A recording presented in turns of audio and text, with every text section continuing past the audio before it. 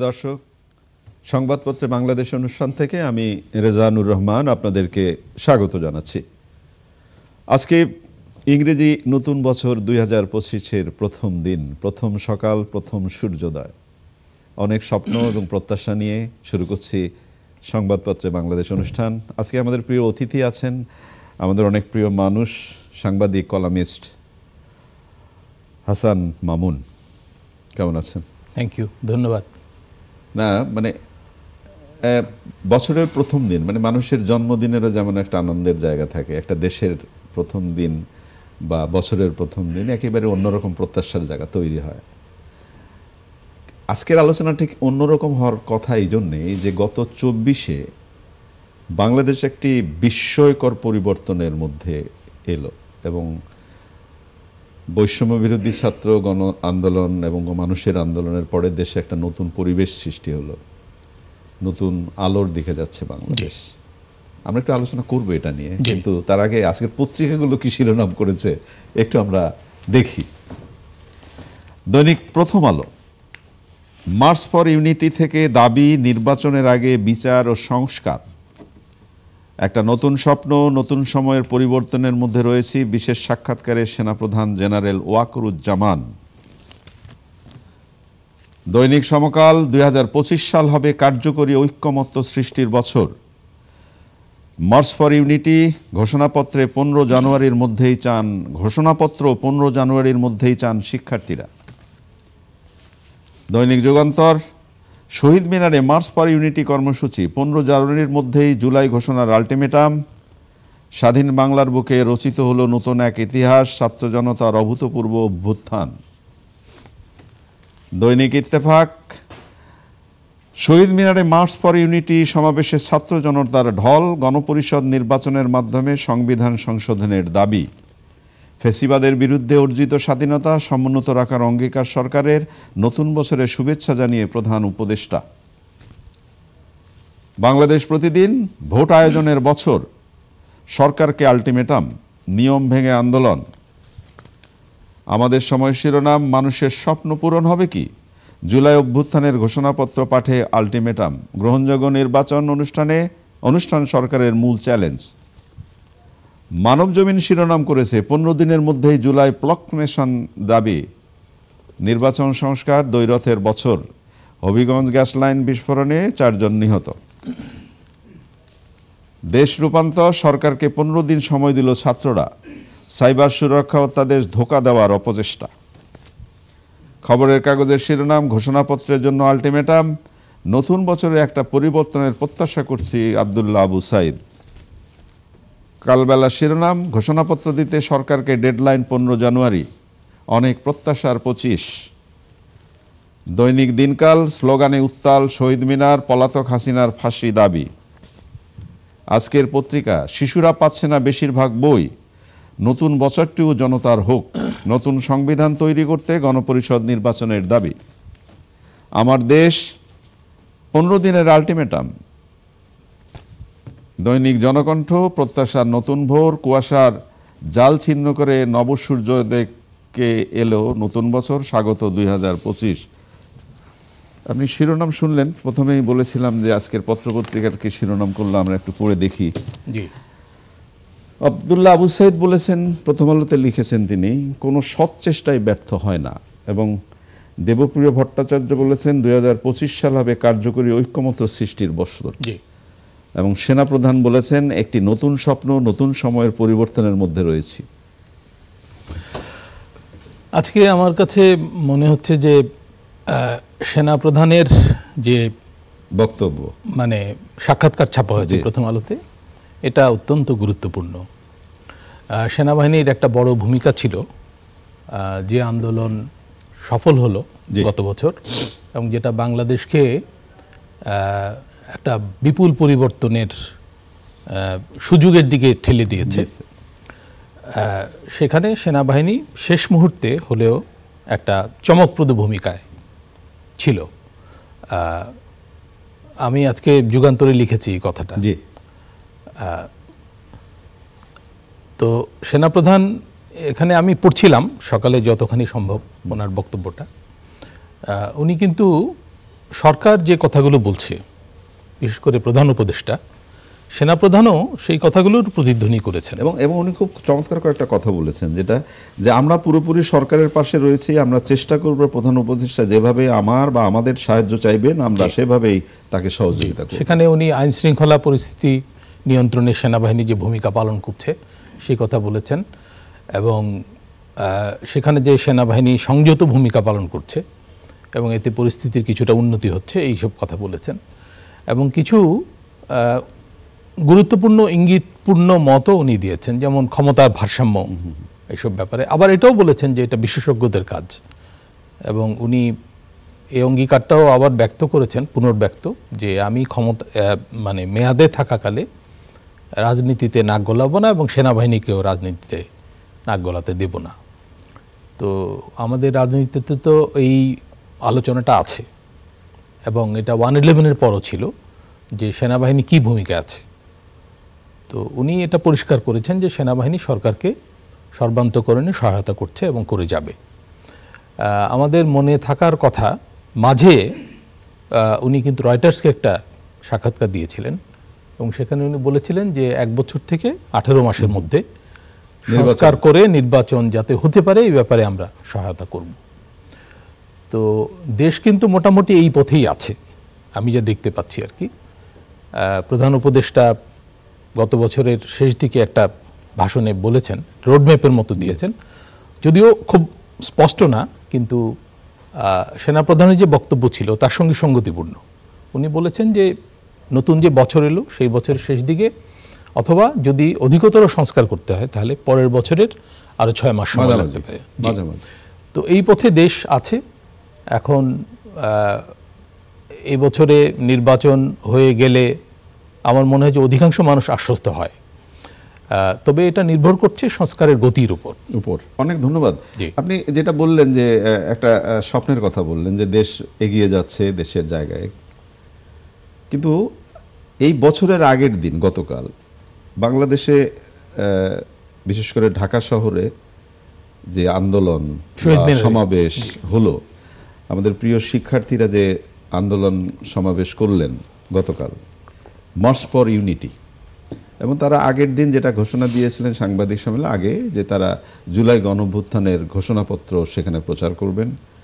সেই সময়ে সরকার থেকে বলা হলো এই ঘোষণাপত্রের সাথে সরকারের কোনো সম্পর্ক নেই। আবার পরের দিনই আবার আরেকটা পরিবর্তন, একটা পরিষ্কার ধারণা দেওয়া গেল যে না, সরকারই সেটা ঘোষণা দেবে।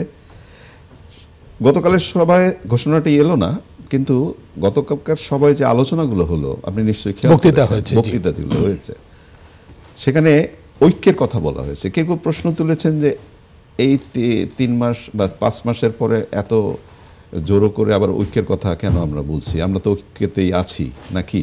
আবার কেউ কেউ আরেকটি, আমি বিনয়ের সাথে আপনাকে জিজ্ঞেস করছি, ক্ষমা করবেন, ওই সমাবেশে যে ধরনের স্লোগান বা যে ধরনের প্লাকার্ড দেখানো হলো, পতাকা দেখানো হলো, সেগুলো আবার ঐক্যের জায়গাতে প্রশ্নবিদ্ধ করে কিনা, সেটা কি আপনার কি মনে হয়েছে?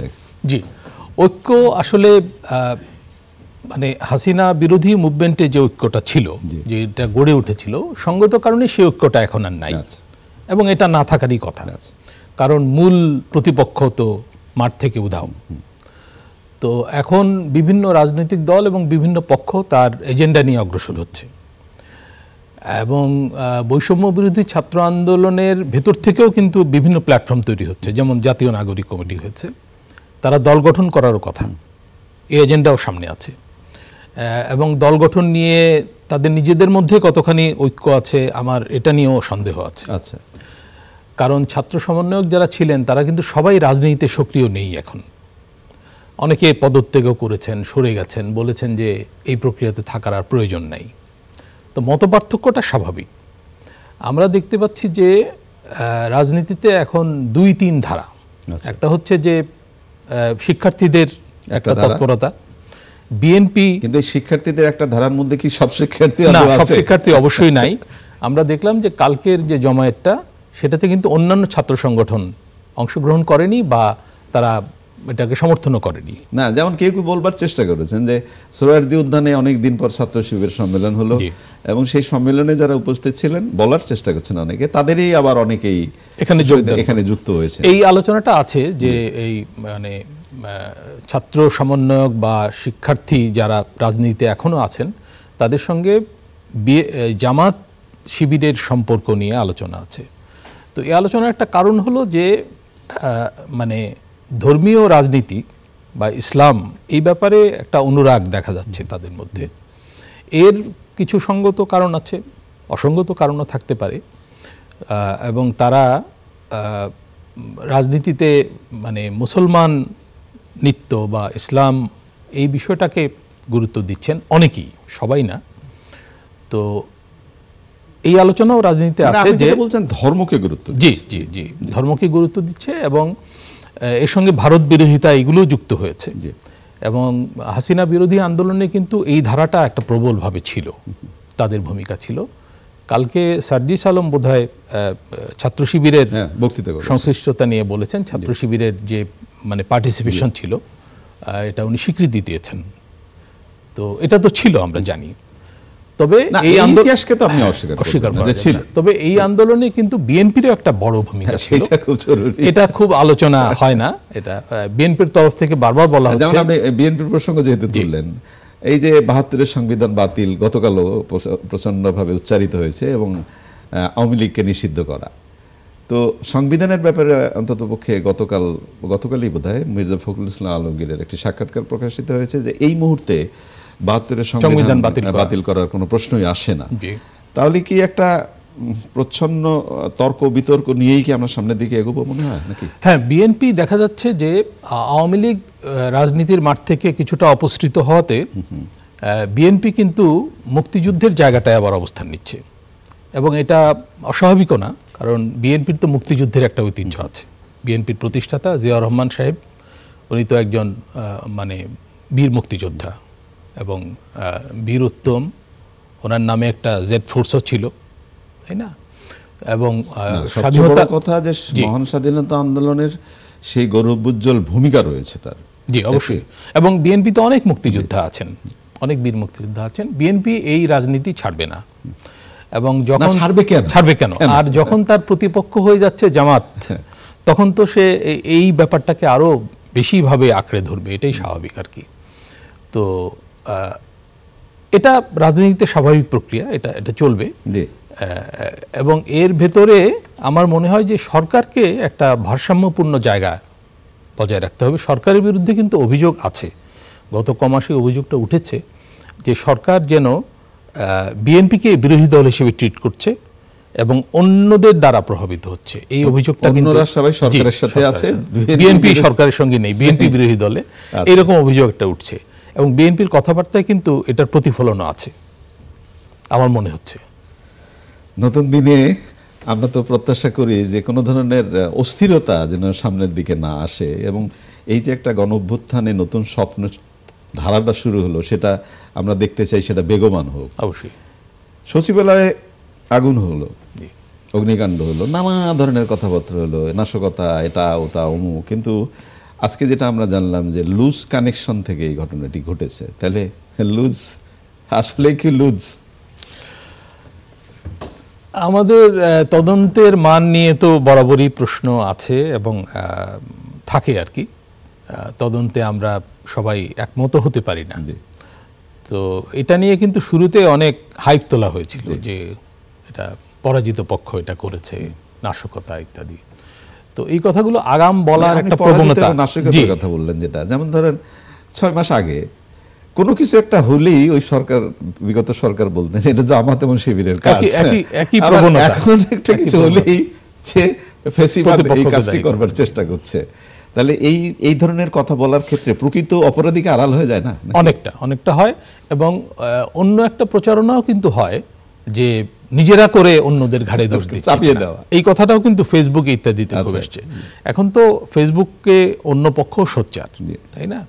তো ফলে তারাও কিন্তু এক ধরনের ক্যাম্পেইন চালায়। এই জন্য তদন্তের মানটা ভালো হতে হবে এবং বিশ্বাসযোগ্য হতে হবে। এই তদন্ত নিয়েও কিন্তু অনেক আমরা যদি মনে করি যে লুজ কানেকশন থেকে এত বড় একটা ঘটনা ঘটলো, তাহলে তো প্রশ্ন আসে লুজটা কেন হলো? তাহলে আরো তো লুজ আছে মনে হয়, অনেক কিছু লুজ আছে। যে সচিবালয়ের মতো জায়গায়, যেটা কেপিআই বলা হয়, সেখানে যদি এই অবস্থা হয়, নিরাপত্তার যদি, এটা অগ্নি নিরাপত্তা একটা নিরাপত্তা, আইন শৃঙ্খলা শুধু নিরাপত্তা না, তো অগ্নি নিরাপত্তার ব্যাপারে যদি এই রকম উদাসীনতা থাকে, এটা খুবই দুঃখজনক। আমরা কিন্তু দেখছি যে শিল্পে কালকে একটা দুর্ঘটনা হয়েছে, আকিজের বোধহয় একটা কারখানায় কয়েকজন মারাও গেছে।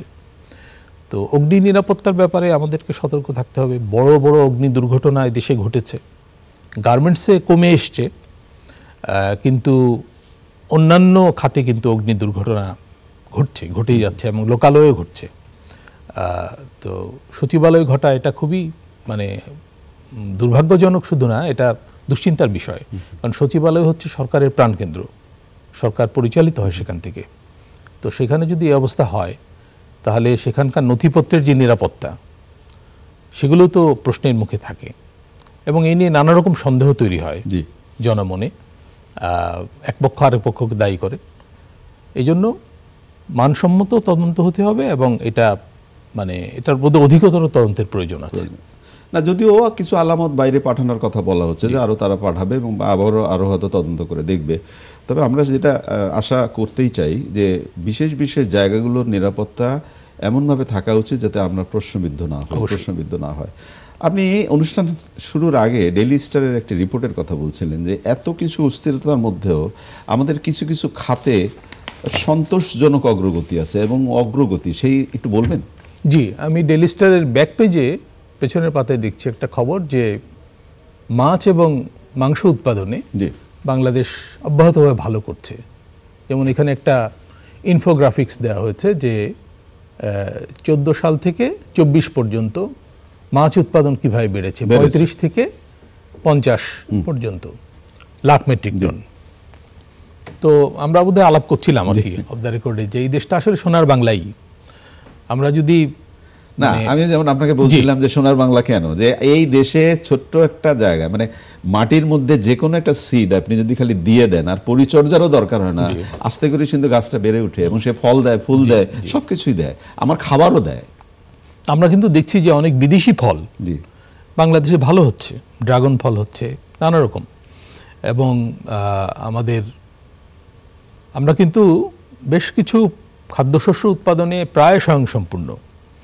আপনি লক্ষ্য করবেন যে কিছুদিন আগে সবজির দাম নিয়ে বেশ একটা হইচই ছিল, এখন কিন্তু সবজির দাম অনেক কমে এসছে এবং উৎপাদন অঞ্চলে সবজির দাম বরং পাওয়া যাচ্ছে না। যে সময় হইচইটা হয়েছে সেই সময় যদি মধ্যস্বত্বভোগী যেটা বলি তাকে যদি নিয়ন্ত্রণ করা যেত তাহলে সেই সময়ও ওটা হইচইটা হয়তো।